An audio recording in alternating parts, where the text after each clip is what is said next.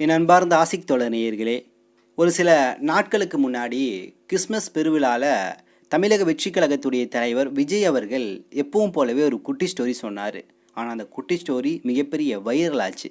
ஏன்னா அந்த குட்டி ஸ்டோரி என்பது உண்மையாக நடந்த நிகழ்வு. இந்த நிகழ்வு பைபிள்லையும் சொல்லப்பட்டிருக்கு, குர்ஆன்லையும் சொல்லப்பட்டிருக்கு. அவர்கள் ஜோசப் என்று சொல்லி சில விஷயங்களை சொல்லுவாங்க.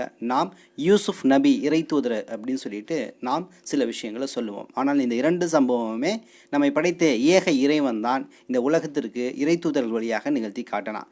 ஸோ விஜய் சொன்ன இந்த ஜோசஃபுடைய கதை, அதாவது யூசுப் நபியுடைய கதை என்ன அப்படிங்கிறத இங்கு சற்று விரிவாக பார்க்க போகிறோம். ஸோ பார்ப்பதற்கு முன்னாடி நமது ஆசிக் தோழர் என்ற இந்த சேனலை மறக்காமல் சப்ஸ்கிரைபர் செய்து உங்கள் உறவினர்களுக்கும் நண்பர்களுக்கும் இந்த செய்தியை பகிருங்க. மறக்காமல் கீழே இருக்கக்கூடிய பெல் ஐக்கானை கிளிக் பண்ணுங்கள். இதன் வழியாக நமது செய்திகள் உடனுக்குடன் உங்களை வந்தடையும். வாங்க சம்பவத்துக்குள்ளே போவோம். என் அன்பார்ந்த உறவுகளே, ஒரு சில நாட்களுக்கு முன்னாடி கிறிஸ்மஸ் பெருவிழா மேடையில் விஜய் பேசிகிட்டு இருக்கும்போது திடீர்னு ஒரு குட்டி ஸ்டோரின்னு சொல்லிட்டு ஒரு சம்பவத்தை சொல்கிறாரு. ஸோ இந்த சம்பவம் எதுன்னு கேட்டிங்கன்னா யூசுப் நபியுடைய வரலாறு. நான் சொன்ன மாதிரி ஜோசப்னு அவங்க சொல்லுவாங்க, நாம் யூசுப் நபின்னு சொல்லுவோம். ஸோ இந்த வரலாற்றை ரொம்ப சுருக்கமாக ஒரு வார்த்தையில் எப்படி சொல்கிறாருன்னா, ஒரு காலம் இருந்துச்சு. அந்த காலத்தில் ஜோசப் என்று சொல்லக்கூடிய நபரை அவருடைய சகோதரர்கள் எல்லாமே அழைச்சிட்டு போய் மாய வார்த்தைகளை சொல்லி பொய்யான சில விஷயங்களை கூறி கிணத்துல தள்ளி விட்டுறாங்க. அந்த தள்ளிய ஜோசப் என்று சொல்லக்கூடிய நபர் யூசுப் நபி என்னாகிறாரு, பிற்காலத்தில் அந்த கிணத்துலேருந்து வெளிவந்து அந்த நாட்டுக்கே அரசராகிறாரு. அப்போ பல்வேறு சூழ்ச்சிகள் நிகழ்ந்தால் கூட அவர் எப்படி ஒரு பெரிய இடத்தை நோக்கி போனாருன்னு சொல்லிட்டு அவரை முன்னிறுத்தி அவருடைய அரசியல் நிலைப்பாட்டை முன்னிறுத்தி சொல்கிறாரு. ஒரு இளைஞனுக்கு எதிராக தன்னோட சொந்த சகோதரர்களே பொறாமைப்பட்டு அவனை பாழும் கிணத்தில் தள்ளிவிட்டு அதுக்கப்புறம் அவர் எப்படி மீண்டு வந்து அந்த நாட்டுக்கே அரசனாகி ஒரு ஒற்றுமை என்னன்னா, விஜயோடைய பேர் என்னன்னு உங்களுக்கு தெரியும், ஜோசப் விஜய்ன்னு சொல்லுவாங்க. பல இடங்கள் அது கோடிடப்பட்டாச்சு. அவர் கிறிஸ்துவர் அப்படிங்கிற விஷயங்கள் பல நபர்களுக்கு தெரியும். சங்கிகள் ஜோசப் விஜய்ன்னு சொல்லிட்டு அவரை தூண்டும் விதமாக சில விஷயங்களை பேசிகிட்டு இருந்தாங்க அப்படிங்கிற செய்திகள் தெரியும். ஸோ ஜோசப் விஜயாக இருக்கக்கூடிய அவர் ஜோசப் என்று சொல்லக்கூடிய பைபிளில் இருக்கக்கூடிய கதை எடுத்து ஏன் முன்னிலைப்படுத்தி சொல்லணும்னா, இது போல் ஏன்னா இந்த சம்பவங்களை சொல்லி இதன் வழியாக தான் இப்படி ஆக போகிறேன், மக்கள் எதிர்ப்பு வந்தாலும் சரி, பல நபர்களை விமர்சனம் செஞ்சாலும் சரி, கேளிக்கைக்கு செய்தாலும் சரி, நான் ஜோசஃபை போல கிணத்தில் வீழ்ந்தேன் என்றால் கூட நான் மீண்டு வந்து ஆட்சி செய்வேன் அப்படிங்கிற மாதிரி அந்த கதையை தனக்கான முன்னிறுத்தின கதையாக அவர் சொல்லிட்டு போயிட்டார். அது வைரலாக பார்க்கப்பட்டது. அப்போ உண்மையாகவே யூசுப் அலைஹிஸ்ஸலாம் அவர்கள் ஜோசப்னு சொல்லுவாங்க, நாம் அந்த பேரில் சொல்லலை. உண்மையாக யூசுப் நபியுடைய வரலாறு குரானில் முழுமையாக பேசப்படுது. பைபிள்லையும் பேசப்பட்டால் கூட குரான் மிகவும் தெளிவாக ஆழமாக விவரமாக அந்த செய்திகளை நமக்கு கன்வே பண்ணுது. ஸோ இன்றைக்கி விஜய் சொன்ன அந்த யூசுப் நபியுடைய வரலாறை ரொம்ப ரொம்ப சுருக்கமாக நம்ம இங்கே பார்க்க கடமைப்பட்டிருக்கின்றோம். சும்மா லேசுப்பட்ட காரியம் இல்லை. இன்றைக்கி விஜய் ஒரு வாரத்தையில் கடந்து அதுபோல் நான் ஆட்சிக்கு பிடிப்பேங்கிறதுக்கு அடிப்படையில் சில விஷயங்களை செஞ்சுருக்கணும். விஜய் மேலே பல்வேறு விமர்சனங்கள் இங்கே ஏன் வருதுன்னு கேட்டிங்கன்னா, ஒவ்வொரு நிலைப்பாட்டிலையும் சரியான முடிவுகளை நோக்கி அவர் போக மாட்டேங்கிறாரு. இன்றைக்கி டிஎம்கே பார்த்திங்கன்னா பெரிய அளவில் பாசிச எதிர்ப்புன்னு சொல்லிட்டு அக்ரஸிவாக போயிட்டுருக்கு, ரொம்ப மூர்க்கத்தனமாக போயிட்டுருக்கு. அது நாடகம் போட்டு செய்தோ இல்லை உள்ளுக்குள்ளே உண்மையான அது விருப்பம் இருந்து மக்களுடைய நலன் சார்ந்த அந்த முடிவு எடுத்திருக்கோ இரண்டாம் பட்சம். ஆனால் இன்றைக்கி அந்த நிலையை நோக்கி போகக்கூடிய கால சூழல் என்பது அமைஞ்சிருக்குல்ல. ஸோ இன்றைக்கி இருக்கக்கூடிய அதே கால சூழலில் விஜய் களத்தில் வந்த பின்னாடி ஏன் ஆர்எஸ்எஸ் பிஜேபியை வன்மையாக கண்டித்து எதிர்ப்பது கிடையாது. எதிர்ப்பது என்பது வாயளவில் சொல்ல, களத்தில் போராட்ட களங்களில், உதாரணத்துக்கு மதுரையில் நடைபெற்ற திருப்பரங்குன்றம் அந்த நிகழ்வில் ஏன் கலந்து கொண்டு தனது எதிர்ப்பை பதிவு செய்யல. அது எவ்வளோ பெரிய பிரச்சனை, முஸ்லீம்களுக்கு அது எவ்வளோ பெரிய இன்னல்களை ஏற்படுத்துச்சு, சகோதரர்கள் மத்தியில் ஒரு பிரிவினைவாதத்தையும் பிளவுவாதத்தையும் அது ஏற்படுத்துச்சுல. அப்போ அந்த நிலையில் ஒரு நல்ல மனிதனாக களத்துக்கு நின்று சம்பவங்களை செஞ்சு விஷயங்களை பதிவு செஞ்சு கண்டனங்களை தெரிவிச்சிருந்தார்னா இவர் உண்மையான பாசிச எதிர்ப்புவாதின்னு சொல்லலாம். ஆனால் இன்றைக்கி பாசிச எதிர்ப்பு என்ற நிலையில் கொஞ்சமும் அவர் மூர்க்கத்தனமாக செல்லாமல் இன்றைக்கி டிஎம்கேவை மட்டும் அகைன்ஸ்ட் பண்ணுவது என்பது நிச்சயமாக ஒரு சந்தேகம் ஏற்படுத்துது. ஸோ அவரை தூக்கி அப்படிக்கா உட்கார வச்சுருவோம். உண்மையாக இவர் சொன்ன யூசுப் நபி வரலாறு ஏனென்றால் அந்த வரலாறு என்பது மிகவும் ஒரு ஆழமான வரலாறு. ஸோ சம்பவத்தை யூசுப் நபியுடைய தந்தை யாக்கூப் அலைஹிஸ்ஸலாம் உங்களுக்கு தெரியும். யாக்கூப் நபி, யூசுப் நபி இரண்டு பேரும் நபிகள் தான். ஸோ உங்களுக்கு யாக்கூப் நபிக்கு முதல் திருமணம் ஆகுது. முதல் திருமணமான பின்னாடி 10 குழந்தைகள் பிறக்குது, ஆண் மக்கள். இரண்டாவது திருமணம் பண்ணுறாங்க. அந்த பெண்ணை திருமணம் பண்ணவங்களுக்கு 2 குழந்தைகள் பிறக்குது. ஸோ முதல் திருமணம் செய்ததில் 10 குழந்தை, இரண்டாவது 2 குழந்தை, 12 குழந்தைகள் ஆச்சு. ஆனால் இந்த சிறுவர்கள் மத்தியில் ஒரு பெரிய போட்டி பொறாமை இருந்துச்சு. அதாவது யாக்கூப் நபி இந்த இரண்டாவது பிறந்த 2 குழந்தைகள் தான். ஒரு குழந்தை வந்து யூசுப் நபி. இப்போ யூசுப் நபி மேலே ரொம்ப பிரியம் வச்சு அன்பு வச்சு நேசம் வச்சிருக்கிறார். அதே போல் 2வது குழந்தைகளையும் நேசம் வச்சிருக்கிறார். அப்போ முதல் மனைவிக்கு பிறந்த இந்த 10 குழந்தைகள் வந்து போட்டி பொறாமையிலேயே ரொம்ப நாளாக இருந்திருக்கிறாங்க. ஸோ இந்த சமயத்தில் யூசுப் நபி அலைஹிஸ்ஸலாத்துக்கு ஒரு கனவு வருது. அந்த கனவுல 11 நட்சத்திரங்கள், சந்திரன், சூரியன் எல்லாமே தனக்கு சுஜூது செய்வது போல ஒரு கனவு காண்றார். இந்த கனவு நேராக போய் தந்தை யாக்கூப் அலைஹிஸ்ஸலாத்திட்ட சொல்கிறாங்க, இப்படி எனக்கு ஒரு கனவு வந்துச்சு அப்படின்னு சொல்லிட்டு கனவை விலாவரியாக சொல்கிறாரு. இந்த விஷயங்கள் சொன்ன பின்னாடி யாக்கூப் அலைஹிஸ்ஸலாம் அதை கேட்டுக்கிறாங்க. இன்னும் சில நாட்கள் கழித்து அந்த 10 சகோதரர்கள் இருக்காங்கல்ல, அப்போ என்ன பண்ணுறாங்கன்னா சில வஞ்சமங்கள் செய்து நம்மளை மட்டுமே என்ன பண்ணுறாங்க, அன்பாக பார்க்குறாங்க, நேசத்தை காட்டுறாங்க. அதனால் நம்ம என்ன பண்ணுவோம், நமக்கு முழுமையான அன்பு வேணும்னு கேட்டிங்கன்னா யூசுப் நபியை ஏதாவது ஒன்று பண்ணணும்னு சொல்லிட்டு ஒரு பிளான் பண்ணுறாங்க. பண்ணிவிட்டு இந்த 10 நபர்களும் போய் யாக்கூப் நபிகிட்ட சொல்கிறாங்க, யூசுப் நபியை எங்கள் கூட விளையாட அனுப்புங்க, நாங்கள் விளையாண்டுட்டு அவர் பத்திரமா கூட்டிகிட்டு வந்துடுவோம்னு சொல்கிறாங்க. அப்போ யாக்கூப் நபி சொல்கிறாங்க, இல்லை உங்கள் மேலே எனக்கு சந்தேகம் இருக்குது, அப்படிலாம் நான் அனுப்ப மாட்டேன் அப்படின்னா, இல்லை உறுதியாக நாங்கள் யூசுப் நபியை பத்திரமா கொண்டு வந்து சேர்த்துருவோம் அப்படின்னு சொல்கிறாங்க. அது மீண்டும் யாக்கூப் நபி சொல்கிறாங்க, இல்லை ஓநாய்கள் அங்கே அதிகமாக இருக்கும், யூசுப் நபியை கடித்து தின்றும் அப்படின்னு சொல்லிட்டு சொல்கிறாங்க. இல்லை நாங்கள் பார்த்துக்குறோம்னு சொல்லிட்டு ஒரு உத்தரவாதம் கொடுத்துட்டு இந்த 10 பேரும் என்ன பண்ணுறாங்கன்னா யூசுப் அலைஹிஸ்ஸலாத்தை வெகு தூரம் அழைச்சிட்டு போகிறாங்க. அழைச்சிட்டு போய் என்ன திட்டம் போட்டாங்கன்னா இவரை கொன்றலாங்கிற திட்டம் தான் போட்டாங்க. ஆனால் அதில் ஒரு நபர் சொன்னாங்க, கொல்லலாம் வேணாம், தூரத்தில் ஒரு கிணறு இருக்குது, அங்கே இவரை தள்ளி விட்டுருவோம், வரக்கூடியவர்களை யாரோ எடுத்துகிட்டு போட்டோம் அப்படின்னு சொல்லிடலாம் அப்படின்னு சொல்லிட்டு கூட்டிகிட்டு போய் அதே போல் ஒரு கிணறு இருக்குது, அந்த கிணத்துல யூசுப் அலைஹிஸ்ஸலாத்தை தள்ளி விட்டுறாங்க. தள்ளி விட்ட பின்னாடி இந்த 10 நபர்களும் அப்படியே திரும்பி வர்றாங்க. வரக்கூடிய சமயத்தில் ஒரு திட்டம் போட்டுக்கிறாங்க, உண்மையானவே ஓனாய் கடிச்சு தின்றுச்சு யூசுப் நபியை அப்படிங்கிறத நம்ம தந்தைகிட்ட நிரூபிக்கணும்ல. அப்போ சில ரத்தங்கள் போல சில சாயங்களை பூசி அவருடைய சட்டையும் எடுத்துக்கொண்டு வந்து நேராக அழுகிறாங்க. யாக்கூப் அலைஹிஸ்ஸலாத்தை சகோதரர் வந்து ஓனாய் கடிச்சிருச்சு தின்றுச்சு அப்படின்னு சொல்லிட்டு ஒரு நாடகம் ஆடுறாங்க. இதை அறிந்து கொண்ட யாக்கூப் அலைஹிஸ்ஸலாம், நீங்கள் பொய் சொல்கிறீங்க, நீங்கள் ஏதோ வஞ்சகம் செஞ்சு சூனியம் பண்ணிட்டீங்க, ஏதோ எனது பிள்ளையை நீங்கள் கொன்னுட்டீங்கன்னு சொல்லிட்டு மிகப்பெரிய அளவில் வருத்தப்பட்டு கவலைப்படுறாங்க. இப்போ நாட்கள் உருண்டோடி கொண்டு இருக்கிறது. அப்போ அந்த சமயத்தில் இவங்க போட்டு வந்துட்டாங்கல்ல, அப்போ அந்த கிணத்தினர்களை ஒரு வியாபார கூட்டம் வந்துருக்கு. வியாபார கூட்டம் நேராக வருது. அந்த வியாபார கூட்டம் அங்கே நின்று ஒட்டகத்தையெல்லாம் நிறுத்திட்டு அதில் ஒரு நபர் என்ன பண்ணுறாருன்னா, நம்ம கொஞ்சம் தண்ணி குடிக்கலாம்னு சொல்லிட்டு அந்த கிணத்துக்கு போய் வாளியை உள்ளே இறக்குறாரு. உள்ளே இறக்கக்கூடிய சமயத்தில் யூசுப் நபியுடைய சத்தம் கேட்குது. உடனடியாக அந்த யூசுப் நபி என்ன பண்ணுறாங்க, அந்த வழிப்போக்கர்கள் எல்லாமே அழைத்து கொண்டு ஒட்டகத்தில் ஏற்றிட்டு போகிறாங்க. ஆனால் அவங்களுக்குள்ள ஒரு திட்டம் என்ன இருந்துச்சுன்னா, யூசுப் நபி இவ்வளோ அழகாக இருக்காரு, இவர் ஒரு அடிமையாக நம்ம பயன்படுத்தலாம் அப்படின்னு சொல்கிறாரு. ஆனால் என்ன பண்ணுறாங்கன்னா இறுதியாக இவர் அடிமையெல்லாம் பயன்படுத்த வேணாம், நம்ம சந்தையில் கொண்டு போய் விற்றுருவோம்னு சொல்லிட்டு யூசுப் நபியை கொண்டு போய் எகிப்தில் இருக்கக்கூடிய ஒரு சந்தையில் விற்றுடுறாங்க. விற்ற பின்னாடி யூசுப் நபியை அங்கே வந்து ஒரு பெரிய முதலாளி, ஒரு ஆட்சியாளருக்கு கீழே இருக்க நபர்கள் வாங்கிட்டு போகிறாங்க. ஆட்சியாளர் வாங்கிட்டு போகிறார். யூசுப் நபியை வாங்கி அழைச்சிட்டு போய் ரொம்ப இவர் வசீகரமாக இருக்கிறாரு, இவர்கிட்ட ஏதோ ஒரு விஷயம் இருக்குன்னு சொல்லிட்டு இவர் பெரிய அடிமை வேலைகள் வாங்கலை, அவரை ஒரு சில பணி வேலைகளுக்கு மட்டும் அமர்த்தி விட்டு வச்சுக்கிறாங்க. அவருடைய மனைவிட்ட சொல்கிறாங்க அந்த ஆட்சியாளர், இவரை நம்ம வந்து ஒரு மகனாவை வளர்த்தா என்ன அப்படின்னு சொல்லிட்டு 2 பேரும் என்ன பண்ணுறாங்க, முடிவு பண்ணி யூசுப் நபியை வளர்க்குறாங்க. யூசுப் நபி வளர்ந்து கொண்டே இருக்கிறார்கள். சமூகத்தின் மத்தியில் நல்ல பேர்லாம் அவருக்கு அதிகமாக கிடைக்கிது. பல்வேறு சமூக பணியெல்லாம் அவங்க செஞ்சிட்ருக்காங்க.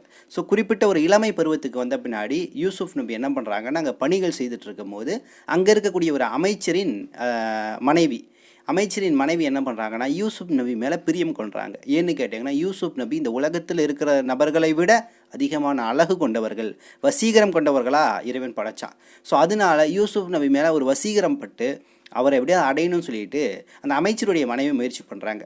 அப்படி ஒரு நாள் ஒரு தருணம் அமைது. யூசுப் நபி வேலை செஞ்சுட்டு இருக்கும்போது யூசுப் நபியை வள்ளுக்கட்டாயப்படுத்தி அவரை அடைவதற்கு முற்படுறாங்க அந்த பெண். ஆனால் யூசுப் நபி இறை பற்று கொண்டவர்கள், அல்லாவுக்கு அஞ்சக்கூடியவர்களாக இருந்தனால என்ன பண்ணாங்கன்னா, இந்த நிலையிலேருந்து தப்பிச்சு ஓடுன்னு சொல்லிட்டு அவங்க தப்பிச்சு ஓடுறாங்க.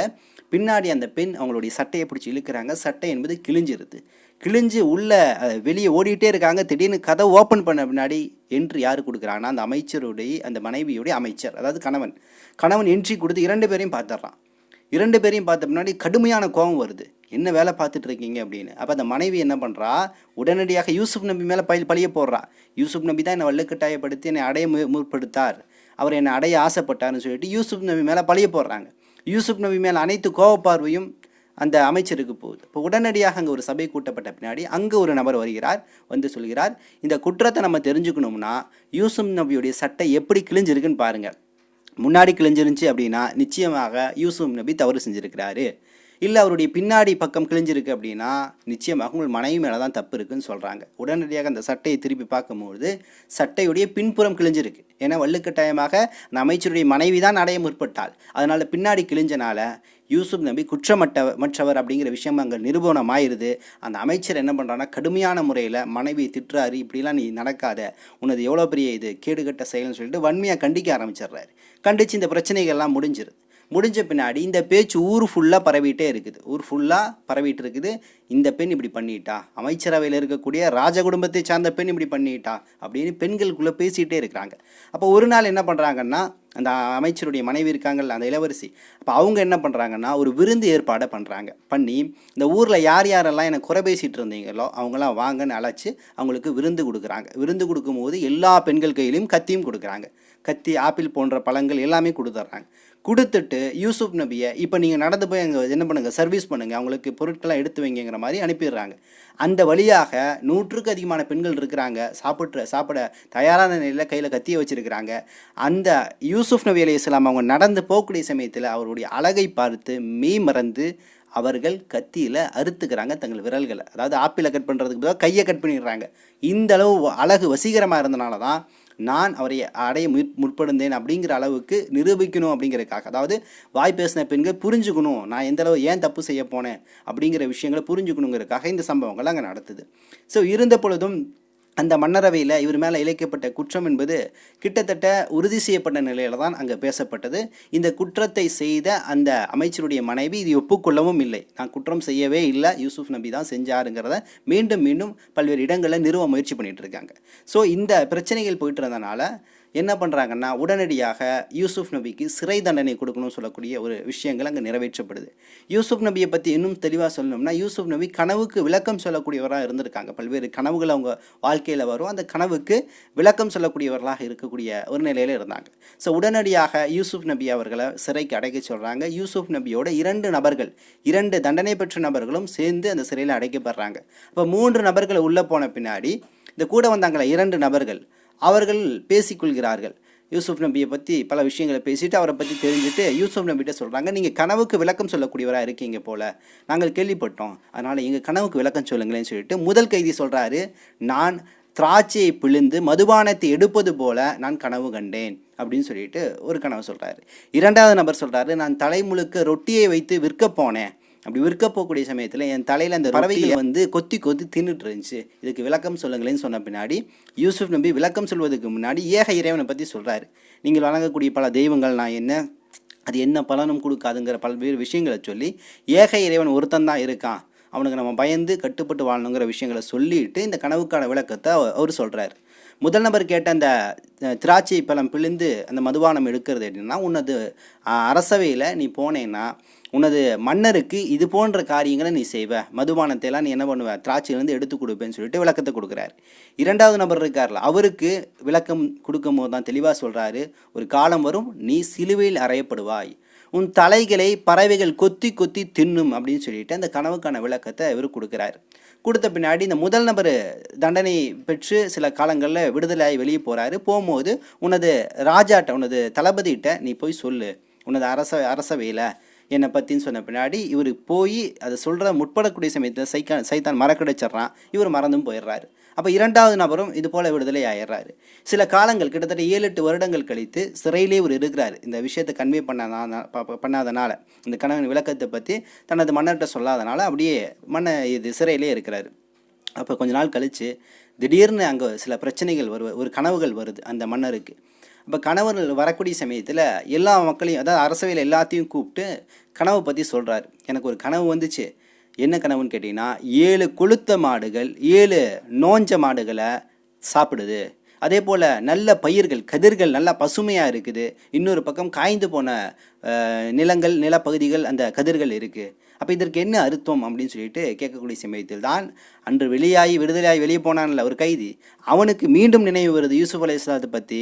அப்போ மன்னர்கிட்ட போய் சொல்கிறாரு, யூசுப் நபின்னு ஒருத்தர் இருக்கிறாரு, நீங்கள் அனுமதி கொடுத்தீங்கன்னா அவர்கிட்ட போய் நான் கனவுடைய விளக்கத்தை கேட்டு வரேன்னு சொல்லிட்டு கேட்குறாரு. அப்போ நேரடியாக யூசுப் நபிகிட்ட வந்து இந்த விஷயங்களை சொல்கிறார். அதாவது இப்படி நடந்திருக்கு, இப்படி கனவு வந்துச்சு, ஒரு கொளுத்த மாடு 7 மாடு, ஒரு நோஞ்ச மாடு 7 மாடை போய் சாப்பிடுது, பசுமையான இந்த கதிர்கள் ஒரு பக்கம் இருக்குது, ஒரு பக்கம் காஞ்ச கதிர்கள் இருக்குது, இதுக்கு என்ன விளக்கம் அப்படின்னு சொல்லிட்டு கேட்குறாரு. அப்போ யூசுப் அலைஹிஸ்ஸலாம் அதற்கான விளக்கத்தை தெளிவாக சொல்கிறாரு. என்ன விளக்கம்னா, இந்த கதிர்களுடைய சம்பவம், இந்த மாடுகளுடைய சம்பவம் என்னென்னா, நீங்கள் 7 ஆண்டு காலம் பசுமையாக இருப்பீங்க, நல்ல வளங்கள் இருக்கும், நெற்கதிர்கள்லாம் விளைந்து வரும், விவசாயம் ரொம்ப செழுமையாக இருக்கும். ஆனால் அந்த 7 ஆண்டுகள் கழித்து அடுத்து வரக்கூடிய 7 ஆண்டுகள் மிகப்பெரிய பஞ்சத்திலும் பசியிலும் பட்டினியிலும் நீங்கள் ஆள போகிறீங்க. அதனால் முதல் 7 ஆண்டுகளில் நீங்கள் என்ன பண்ணுங்கள், உங்களுக்கு நல்ல முறையில் நீங்கள் எடுத்து சாப்பிடுங்க. அதே போல் சேமிப்பு கிடங்கில் அதிகமான முறையில் தானியங்களை சேமித்து வச்சுக்கோங்க. ஸோ இப்படி சேமித்து வைத்த தானியங்கள் எல்லாமே வரக்கூடிய வறட்சி காலங்களில் உங்களுக்கு பயனுள்ளதாக இருக்கும். ஸோ முதல் 7 ஆண்டு காலம், 2வது 7 காலம் பஞ்சத்தில் இருக்கும். அதற்கப்புறம் ஒரு வருடம் மழை பெய்யும். அந்த மலைகளில் நீங்கள் பழங்களையெல்லாம் நீங்கள் என்ன பண்ணுவீங்க, சாறுகளாக பிழிஞ்சு நீங்கள் சாப்பிடுவீங்கன்னு சொல்லிட்டு ஒரு விளக்கத்தை கொடுக்குறாரு. ஸோ இந்த விளக்கத்தை எடுத்துகிட்டு போய் மன்னர்கிட்ட சொன்ன பின்னாடி உடனடியாக யூசுப் அலைஹிஸ்ஸலாம் அவங்கள அழைச்சிட்டு வர சொல்கிறாங்க. அழைச்சிட்டு வந்த பின்னாடி யூசுப் நபி இந்த கனவை மீண்டும் விலாவரியாக மன்னர்கிட்ட சொல்கிறார். மன்னருக்கு உடனே பிடிச்சிருச்சு. பிடிச்ச பின்னாடி மீண்டும் அந்த அந்த பெண் இருக்கால், அமைச்சருடைய பெண், அவள் செய்த தவறு சம்பந்தமான விஷயங்களை பெண்கள், நிறைய பெண்கள் அன்றைக்கி சாட்சி பகிர்ந்தாங்கல்ல, அவர்களை வந்து கையெடுத்துக்கிட்டாங்களா, அவர்களை அழைச்சி கேட்குறாங்க, யூசுப் நபியை பற்றி நீங்கள் தெளிவாக சொல்லுங்கள்.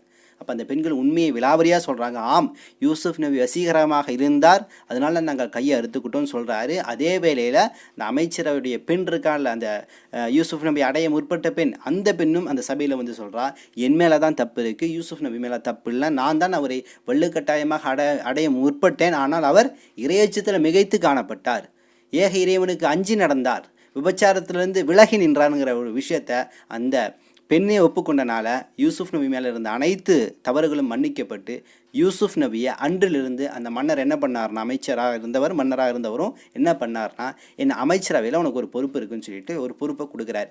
அப்போ யூசுப் நபி என்ன பொறுப்பு கேட்குறாருனா, கருவூல பொறுப்பு.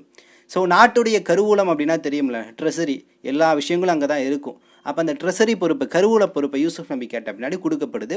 அந்த நாட்டில் கருவூல பொறுப்பை வாங்கிட்டு மிகப்பெரிய ஒரு பதவியில் இருந்து அந்த நாட்டில் மிகப்பெரிய ஒரு ஆட்சி நிலையிலையும் செயல்பட்டார். வெறும் கருவூல பொறுப்பு மட்டும் இல்லை, அந்த நாட்டுடைய ஆட்சி அதிகார விஷயங்கள், பல விஷயங்கள் அடுத்தடுத்த பொறுப்பை நோக்கி அவர் போயிட்டே இருக்கிறார். இப்படி போயிட்டு இருக்கும் போது தான் அந்த நாட்டிற்கு பல நபர்கள் வர்றாங்க சில உதவிகள் வாங்குவதற்கு. அப்படி வரக்கூடிய நபர்கள், பஞ்சத்தின் காரணமாக வரக்கூடியவர்கள் இருக்காங்கல்ல, ஏன்னா அடுத்து 7 ஆண்டுகள் பஞ்சம் வரப்போதில்லை. அப்போ சுற்றி இருக்கக்கூடிய எல்லா நாட்டிலிருந்தும் பல நபர்கள் வரக்கூடிய சமயத்தில் அவருடைய 10 சகோதரர்களும் வர்றாங்க. 10 சகோதரர்களுக்கு யூசுப் நபி யாருன்னு அடையாளம் தெரியல, ஆனால் யூசுப் நபிக்கு அந்த 10 சகோதரர்கள் யாருன்னு தெரிஞ்சிருச்சு, தன் சொந்தங்கள், தன் உறவினர்கள்னு சொல்லிட்டு. அப்போ அந்த 10 நபர்களையும் அழைச்சி எல்லோருக்கும் கொஞ்சம் கொஞ்சம் தானியங்கள் வந்து கொடுக்குறாங்க. கொடுக்கும்போது இந்த 10 நபர்களுக்கும் கொடுத்துட்டு சொல்கிறாங்க, உங்களுக்கு ஒரு சகோதரர் இருக்கணும்ல, ஏன்னா இவருடைய தம்பி யூசுப் நபிக்கு 2வது அந்த திருமணமான மனைவிக்கு, யாக்கூப் நபியுடைய மனைவிக்கு 2 பிள்ளைங்கன்னு சொன்னேன், ஒன்று யூசுஃபும், அப்போ இன்னொரு சகோதரர் இருக்கார்ல. ஸோ அந்த இன்னொரு சகோதரர் உங்கள் வீட்டில் இருப்பார்ல, அவரையும் அழைச்சிட்டு வாங்க, இன்னும் இரட்டிப்பாக உங்களுக்கு நான் என்ன பண்ணுறேன், தானியங்களை கொடுக்குறேன், அதுவரையும் இவ்வளோ தான் தானியம் சொல்லிட்டு குறைவான தானியங்களை கொடுத்து அவங்க 10 பேர்த்தையும் அனுப்பிச்சி வச்சிடுறாரு. ஆனால் அவங்க 10 பேர் போன பின்னாடி அவர்களுக்கே தெரியாமல் அவர்களுக்கு கொடுக்க வேண்டிய உண்மையான அதிகமான தானியங்களை முடிச்சுக்களாக போட்டு அவங்களுடைய பைகளிலே வச்சு விட்டுறாங்க. அப்போ அந்த தானியங்களை எடுத்துகிட்டு நேராக யாக்கூப் நபிகிட்ட போய் முறையிடுறாங்க, தந்தையே இப்படி எங்களுக்கு தானியம் கிடச்சிச்சு, ஆனால் ரொம்ப குறைந்த அளவில் கிடச்சிச்சு, சகோதரரை நீங்கள் அனுப்பிச்சி வச்சிங்கன்னா நாங்கள் இன்னும் அதிகமான தானியங்களை வாங்கிட்டு வரோம்னு சொல்கிறாங்க. அப்போ யாக்கூப் நபி சொல்கிறாரு, அழுது கொண்டே கண்கள்லாம் அவருக்கு பார்வையை மங்கிருச்சு, ஏன்னா அழுது அவருடைய கண்கள்லாம் அப்படியே மிகப்பெரிய அப்படியே கண் குறைபாடு ஏற்பட்டுருச்சு.